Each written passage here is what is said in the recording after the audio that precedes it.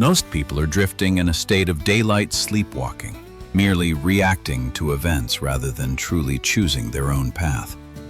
Every morning we wake up, we imagine ourselves starting anew, yet our feet are still silently dragged down by the weight of yesterday.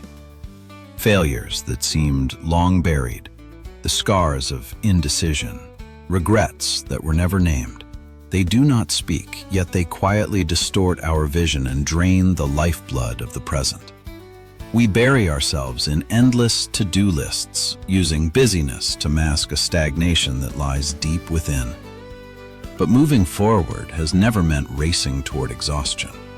To move forward, first and foremost, is to dare to release the invisible anchors imprisoning the mind.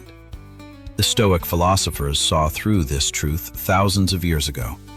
True freedom lies not in conquering the external world, but in reclaiming sovereignty over the internal kingdom.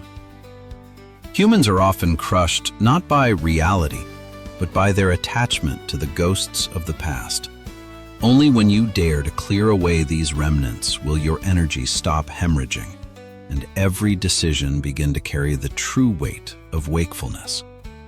If you long to build an invulnerable inner fortress, forge a disciplined lifestyle, and reposition yourself in this world of distraction, let Stoic Journey be your companion.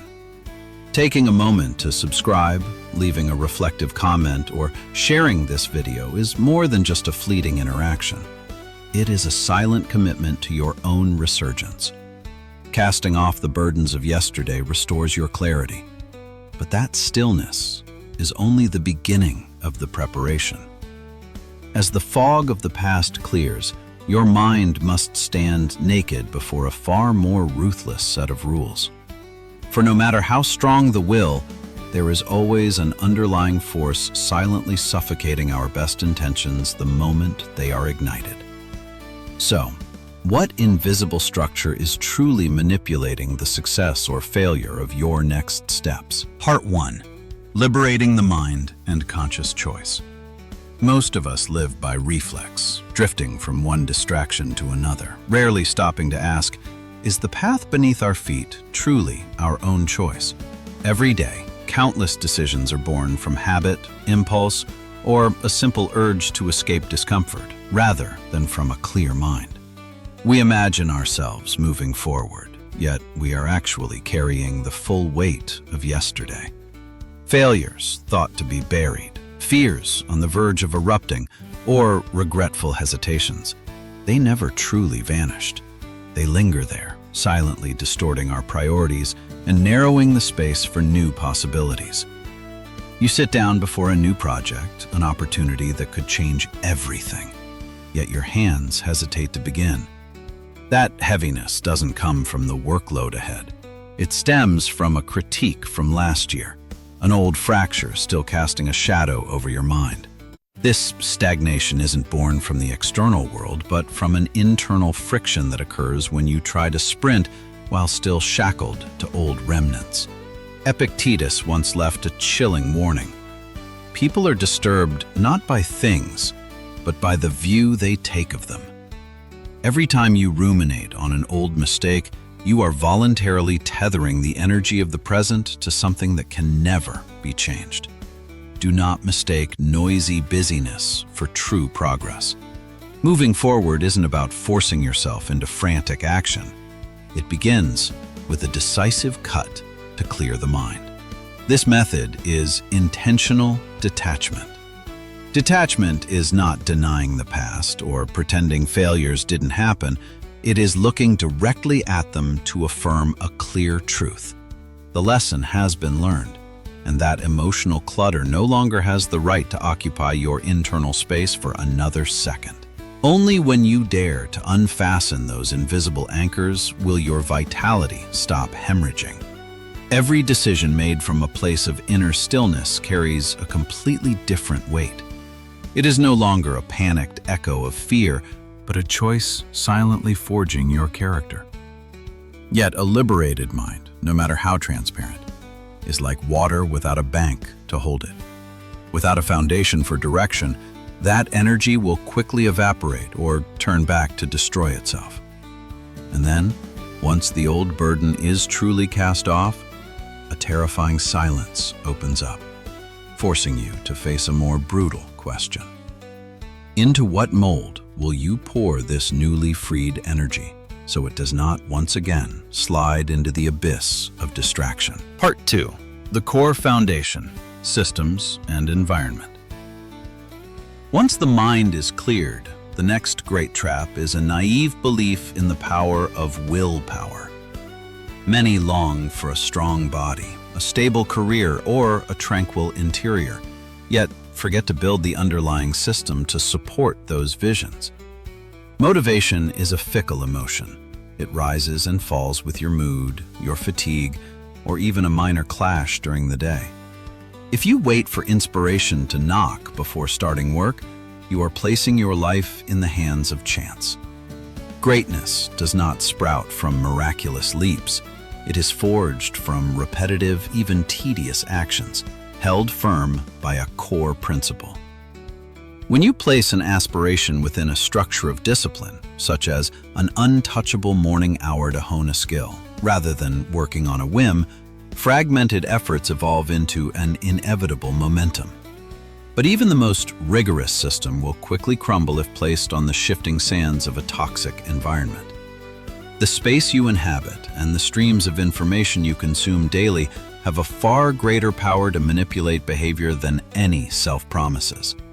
A desk cluttered with trifles, a kitchen stocked with fast food, or a phone incessantly screaming for attention, all are silent snares, forcing your mind to expend vitality just to resist temptation.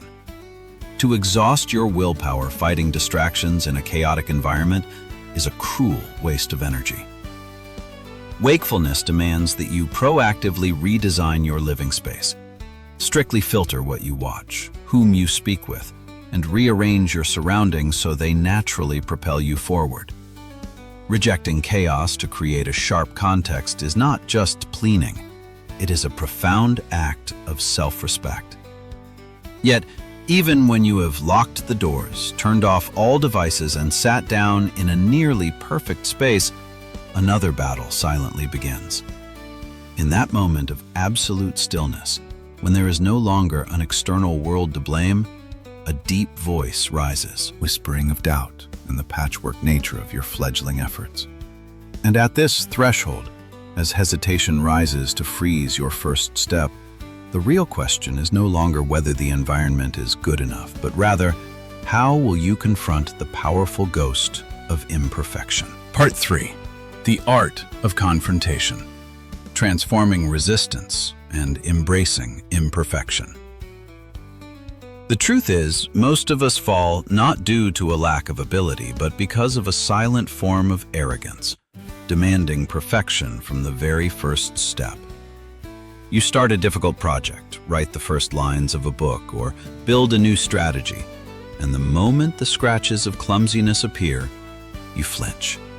The fear of making mistakes erects an invisible prison, freezing every forward pulse before it even takes shape. Stoic philosophers long ago saw through this boundary. True strength lies not in forcing the world to unfold perfectly, but in the ability to walk calmly through the roughness of the process itself. When you sit before an important task and feel your chest tighten, do not rush to view it as a sign of helplessness.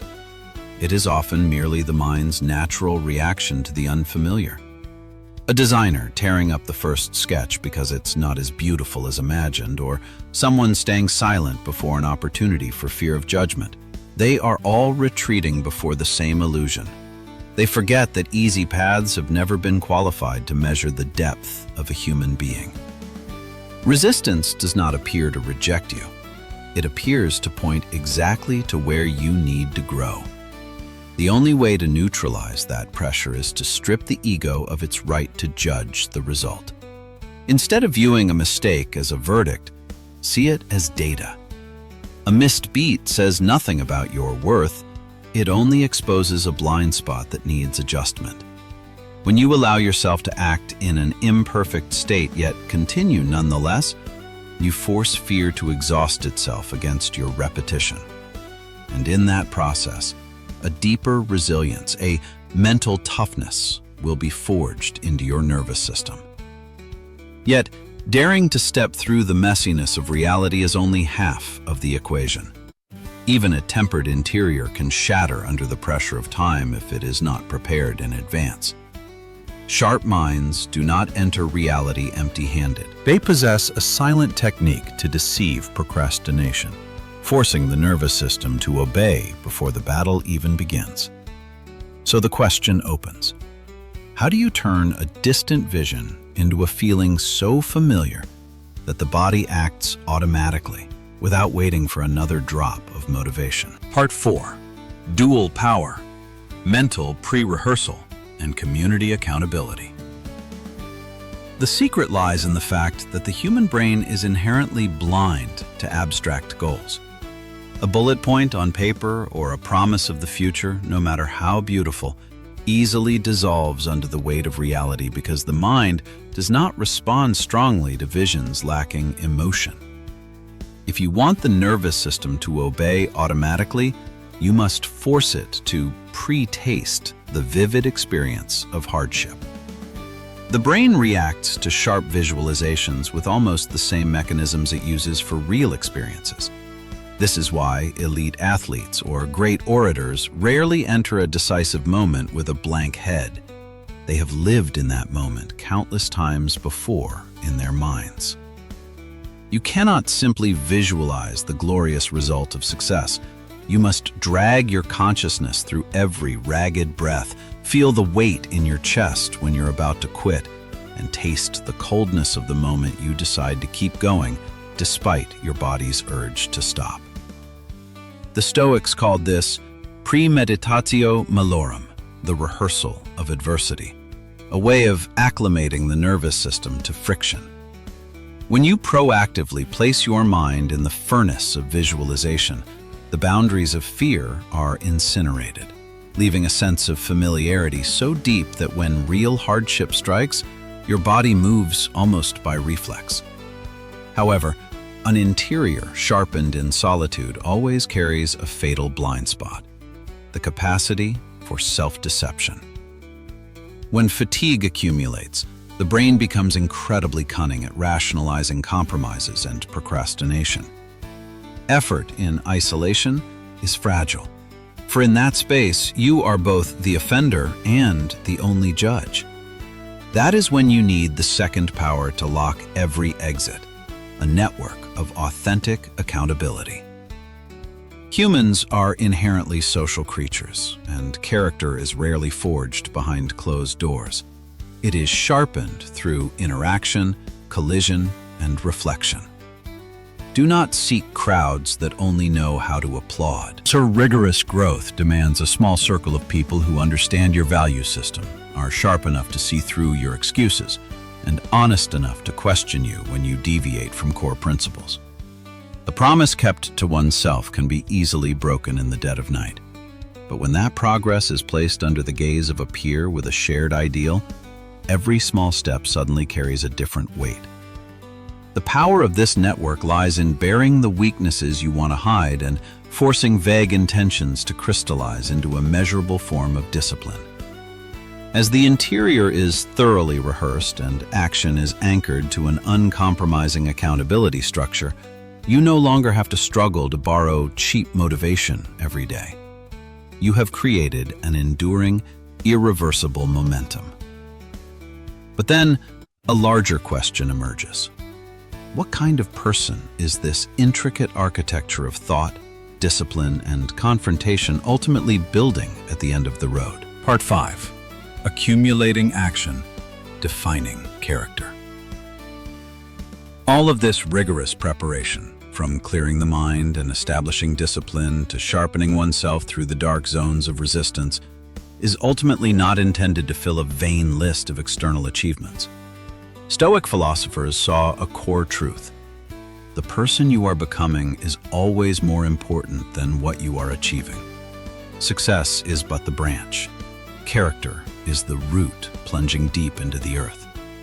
Every decision, no matter how small, how you maintain composure during an unexpected incident, the patience to linger a few more minutes on a difficult problem, or the refusal of an easy temptation. None of it passes in vain. Each moment is a silent stitch, weaving the fabric of your character. A craftsman patiently smoothing a hidden corner that no one sees, or a person quietly sitting down to work every morning despite physical exhaustion. They do not do it for recognition. They do it because they refuse to compromise with mediocrity. Excellence never flares up from magic or dazzling leaps. It is distilled from thousands of silent, raw repetitions hidden in the shadows. It is in that zone of stillness, when effort is fueled by persistent consciousness, that every small action settles into a profound transformation, reshaping both your nervous system and your endurance. To maintain that steadfastness in a chaotic world, the ultimate method does not lie in locking oneself within tangled plans. Choose a single guiding principle, a core word like tranquility, discipline, or sharpness, and make it the compass for every thought and behavior. Whenever hesitation rises, place your decision in the light of that principle and ask, is this worthy of the person I want to become?